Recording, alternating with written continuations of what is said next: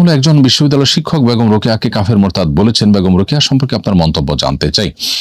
প্রিয় দর্শক, বেগম রোকেয়া সম্পর্কে অনেক বেশি জানবার সুযোগ আমার হয়নি, তবে আমরা এই বিষয়ে জানাশোনার কাজটি শুরু করে দিয়েছি। হয়তো অচিরেই আপনাদেরকে আমরা এই বিষয়ে বিস্তারিত জানাবার সুযোগ লাভ করব। তবে তার একটা বই থেকে আমি পাঠ করছি। তিনি তার এক বইয়ের 12 নম্বর পৃষ্ঠায় লিখেছেন, আমাদিগকে অন্ধকারে রাখিবার জন্য পুরুষগণ ওই ধর্মগ্রন্থগুলিকে ঈশ্বরের আদেশপত্র বলিয়া প্রকাশ করিয়াছেন। এর পরের প্যারা তিনি আবার লিখেছেন, তবেই দেখিতেছেন এই ধর্মগ্রন্থগুলি পুরুষ রচিত বিধি ব্যবস্থা ভিন্ন আর কিছুই নহে। আরো অনেক কথা তিনি এখানে লিখেছেন, আমি সেগুলো আর কোট করতে যাচ্ছি না। মূলত বেগম রোকেয়ার যে সমস্ত চিন্তাধারা, যে সমস্ত কথা এবং উক্তি তার বিভিন্ন বই পুস্তকে আছে, সেগুলোর অনেকগুলো এই কোরআন হাদিসের সাথে পরিপূর্ণভাবে সাংঘর্ষিক। যে দুটি জায়গা থেকে আমি পাঠ করে শুনিয়েছি, সেটি শুনে আমার মনে হয় যে একজন কোরআন এবং হাদিস সম্পর্কে সাধারণ ধারণা থাকা মানুষ মাত্রই বলতে পারেন যে এটা আসলে কোনো মুসলমান এর মন্তব্য হতে পারে না। মুসলমান মানে আত্মসমর্পণকারী, আল্লাহতে পরিপূর্ণ বিশ্বাস স্থাপনকারী, আসমানি কিতাবগুলোর আল্লাহর পক্ষ থেকে প্রেরিত সে মর্মে পরিপূর্ণ বিশ্বাস স্থাপনকারী।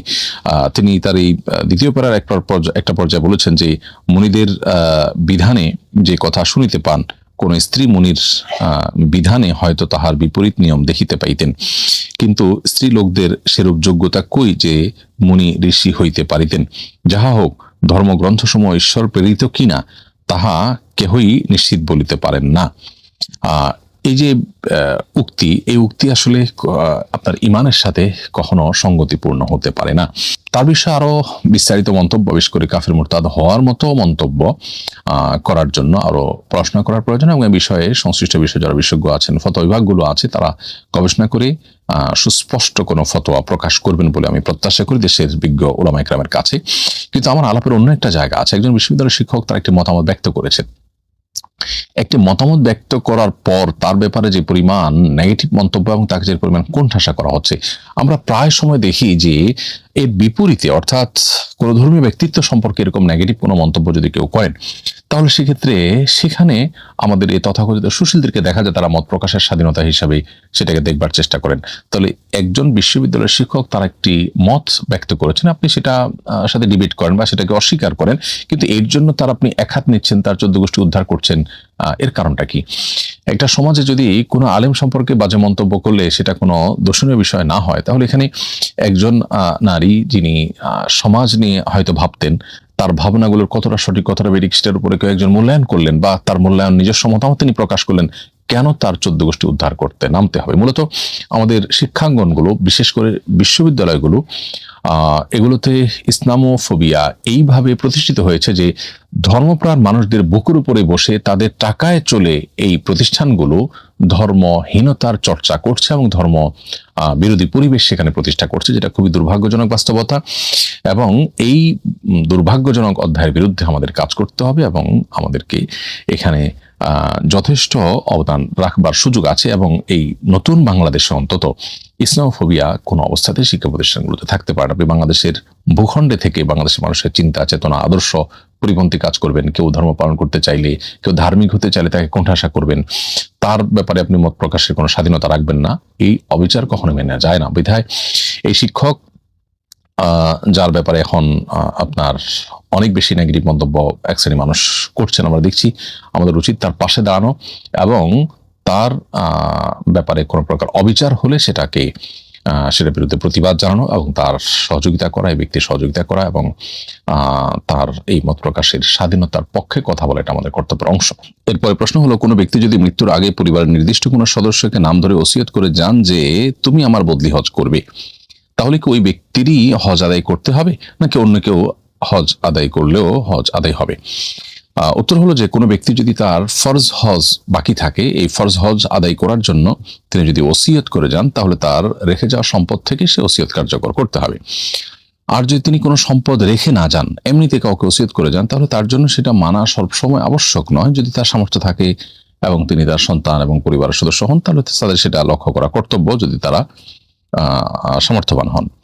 আর যদি তিনি তার সম্পদ থেকে ওসিয়ত করে যান হজ করাবার জন্য এবং তার ফরজ হজ বাকি থেকে যায়, তাহলে সেক্ষেত্রে অবশ্যই তার সে সম্পদ থেকে হজের ব্যবস্থা করতে হবে। আর যদি নফল হজ হয়, নফল হজের ওসিয়ত করলে সেক্ষেত্রে সেটা তার টোটাল যে সম্পদ রেখে যাচ্ছেন সেই সম্পদের 1/3 মধ্যে যদি হজ করা যায় তাহলে সেটি কার্যকর হবে, অর্থাৎ সেটি কার্যকর করা যাবে। আর যদি 1/3 বেশি টাকা লাগে তাহলে সেক্ষেত্রে সেটা কার্যকর করা ইয়ের জন্য, ওয়ারিসদের জন্য আবশ্যক নয়। এবার আসি মূল প্রশ্ন উত্তরে, যে ও ব্যক্তি মারা যাওয়ার আগে ওসিয়ত করেছেন যে অমুক আমার পক্ষ থেকে যেন বদলি হজ করে। এই অমুক বদলি হজ করে এটা বলার পর যদি তিনি এমনভাবে বলে দেন যে অন্য কেউ না, সেই যেন করে, তাহলে সেক্ষেত্রে ওই ব্যক্তি তার বদলি হজ তাকে দিয়ে করানো কর্তব্য। আর যদি এরকম করে না বলে এমনিতে বলে অমুকে যেন করে বা অমুকে করলে ভালো হয়, তাহলে তিনি কোনো কারণে করতে না পারলে বা তার বিকল্প কাউকে দিয়ে করাতে চাইলে পরিবার, সেটাতেও তার ওসিয়ত আদায় হয়ে যাবে। তাহলে এখানে ভাষাগত একটা পার্থক্য আছে। যদি বলা হয় যে অমুকে যেন করে অন্য কেউ না, তাহলে সেক্ষেত্রে সেটা রক্ষা করা যতটা কর্তব্য, আপনার শুধুমাত্র অমুকে যেন করে বা অমুকে বললো তুমি করিও, এটা বললে বিষয়টা ওরকম আবশ্যক, তার জন্য করাটাই আবশ্যক হয়ে যায় না। আমরা যারা মেস বা হোস্টেলে থাকি তারা অনেক সময়ই ঠিকমতো খাওয়া দাওয়া করতে পারি না, কিন্তু মা বাবা যদি জিজ্ঞাসা করেন ঠিকমতো খাওয়া দাওয়া করি কিনা, বকার ভয়ে আমরা হ্যাঁ বলি। এটা বলা জায়েজ হবে কিনা? প্রিয় দর্শক, একটা হলো যে কিছুটা আপনার যেটাকে বলে কিছুটা সামাজিকতা খাতিরে হ্যাঁ বলা, বা একটু হালকা আপনার ঘুরিয়ে বলা, এটা নেওয়া, এটা বলা জায়েজ আছে। হ্যাঁ, এটাতে কোনো অসুবিধা নেই, কিন্তু স্পষ্ট মিথ্যা বলা জায়েজ হবে না। একটা হলো যে আমি টোটালি খাইনি, আমি বললাম দুপুরে খেয়েছো কিনা, বলছে হ্যাঁ দুপুরে খেয়েছি, এটা হলো স্পষ্ট মিথ্যা। আর এমনি মোটের উপর উনি বললেন যে ঠিকমতো খাওয়া দাওয়া করে, হ্যাঁ ঠিকমতো খাওয়া দাওয়া করে, আমার মতো করে আমি খাই, এটাও এক প্রকার ঠিকমতো খাওয়াই আমার মতো করে। এভাবে আপনি বললে সেটা মা বাবা যাতে কষ্ট না পান সেই চিন্তা থেকে সেটা জায়েজ আছে। কিন্তু আপনি যদি স্পষ্ট মিথ্যা বলেন তাহলে সেটা কিন্তু জায়েজ হবে না। মিথ্যা অত্যন্ত জঘন্য অপরাধ। আল্লাহ তাআলা কোরআনে কারিমে মিথ্যাবাদীদের প্রতি আল্লাহ লানত বর্ষিত হওয়ার কথা বলেছেন। এই জন্য এরপরে আমাদের সর্বোচ্চ সতর্ক থাকতে হবে।